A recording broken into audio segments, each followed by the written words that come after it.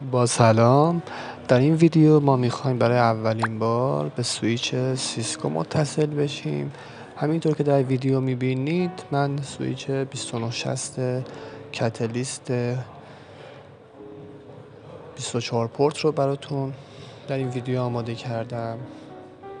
ما برای اولین بار به صورت فیزیکی میخوایم به این سویچ متصل بشیم. برای اینکه ما به این سویچ متصل بشیم نیاز به کابل پاور داریم، کابل کنسول داریم و لپتاپ. همینطور که مشاهده میکنید کابل کنسول من رنگ سفید رنگ که دو طرف آن به صورت یک سوکت RJ45 هستش که به صورت کلاس B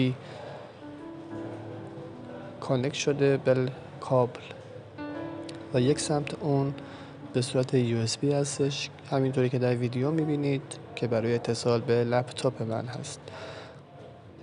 به لپتاپ متصل میکنیم سمتی که به صورت USB هست و به سراغ کابل پاور میریم برای روشن کردن سویچ. کابل پاور رو به صورت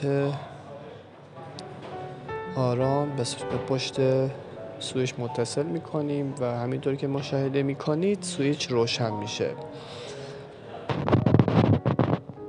سویچ چند لحظه ای رو جستجو میکنه برای روشن شدن. همینطور که مشاهده میکنید کابل RJ45 رو به پورت کنسول پشت سویچ متصل میکنیم.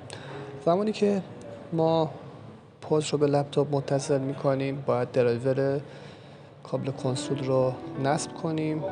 قسمت دیوایس منیجر، قسمت آدر دیوایس میایم میبینیم که USB رو باید درایور شما پلاگش کنیم و درایورش رو نصب کنیم.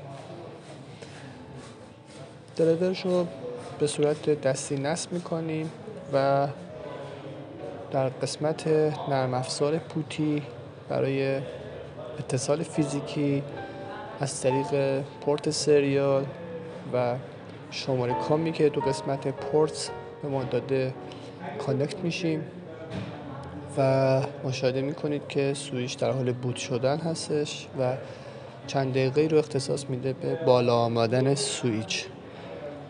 چراغ‌های LED روی جلوی سویچ به ما نشون میده که در کدام مرحله بوت هستش. پورت های سویچ رو مشاهده میکنید که همه این پورت ها به صورت سخت افزاری تست میشن و میبینید که 4 تا LED جلوی سویچ روشن شده.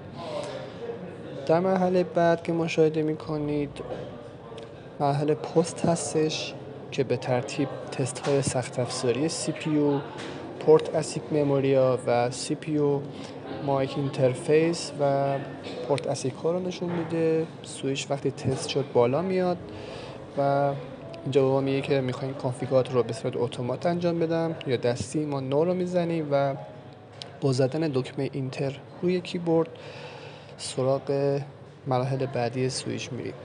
متشکرم، ممنون.